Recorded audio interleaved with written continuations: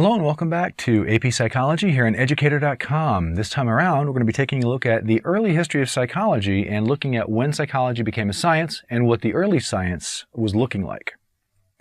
So when we look at the history, we're going to be looking at early psychological science, two key fields called structuralism and functionalism, which are really no longer around anymore. Gestalt psychology, psychoanalysis, and behaviorism, we're going to be looking at a little bit later, but these three are going to be our main ones in this particular section. Remember that the history and approaches is 2 to 4% of your multiple choice section.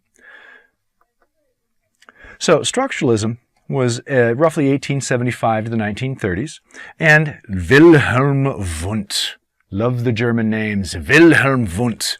He was the first psychologist, the first real honest-to-goodness, we have us a psychologist here. And he was working at Leipzig University in Germany, and he was doing a reaction time experiment, getting into some of the psychophysics.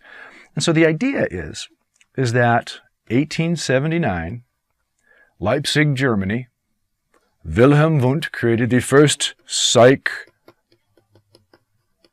lab.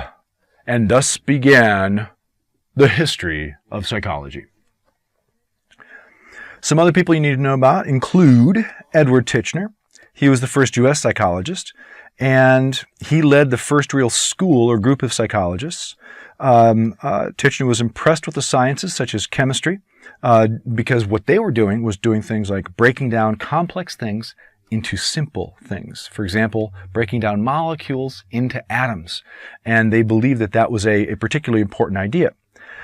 The primary problem with structuralism was that they lacked reliability and validity of their methods. So some ideas that they used in structuralism. First, it was, as we know, it was an early approach, but it tried to identify the basic parts or the structure. So a word, a term that is using a word to define itself. It tried to examine the structure of the conscious mind. Structuralism, the structure of the conscious mind. And so what they were looking at is that if we are trying to think about what's going on in our conscious mind, in someone's head, we need to think of the small subjective unit of any concept. How do we get to that? And so this subjective unit for structuralists was known at was the elementary elements of consciousness, the subjective unit. And to get to these subunits of consciousness, they used the method of introspection.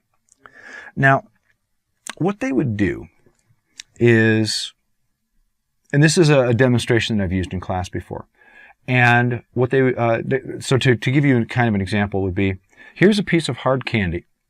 I'd like you to put it in your mouth. I'd like you to describe to me what it tastes like.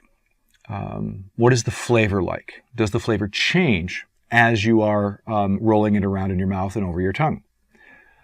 Is anything happening to your tongue while you are eating this hard candy? What does it smell like? What does it taste like? What is the texture of that particular thing? So they would ask the people to sit down and think and then describe. And so they trained people to be an observer and reflect on and analyze their mental experiences. Do you think just in that little process with the sucking on the hard candy, for you, is that going to be an effective way to understand what's going on in the mind?